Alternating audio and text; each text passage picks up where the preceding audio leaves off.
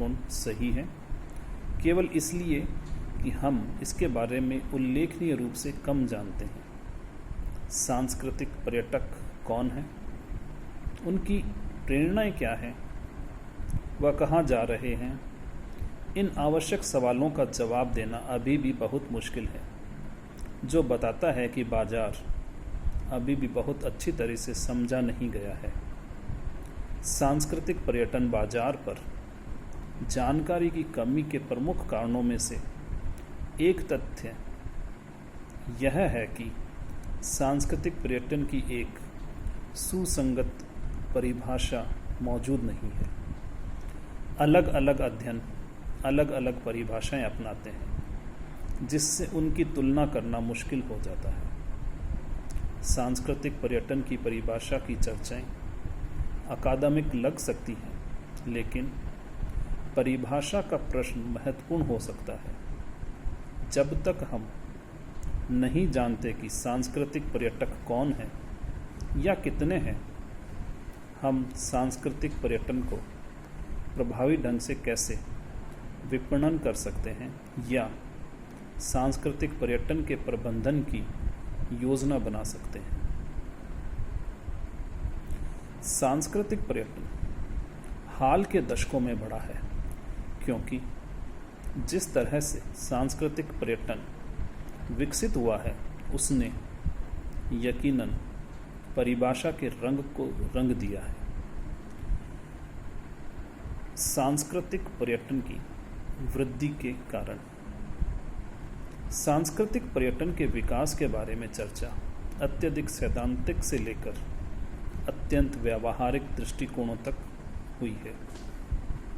पहले मैं सबसे महत्वपूर्ण सैद्धांतिक मुद्दों में से एक को रेखांकित करना चाहता हूँ, अर्थात आधुनिक समाजों में सांस्कृतिक और पर्यटन का विकास।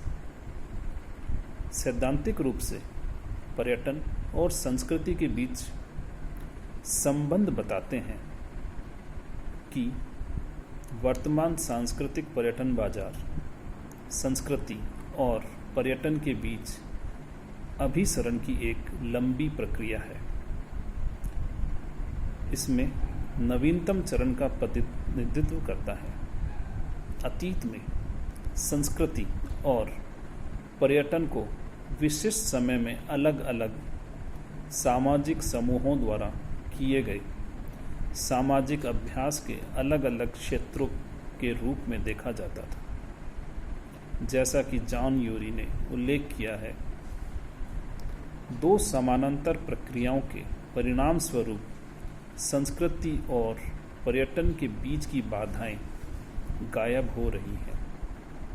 इसमें समाज की खेती हर दिन जीवन में विशिष्ट सामाजिक और सांस्कृतिक क्षेत्रों की भिन्नता की विशेषता होती है, जो संकेतों की अर्थव्यवस्था के उद्भव के साथ उच्च और निम्न संस्कृति, कला और जीवन के अभिसरण के साथ होती है।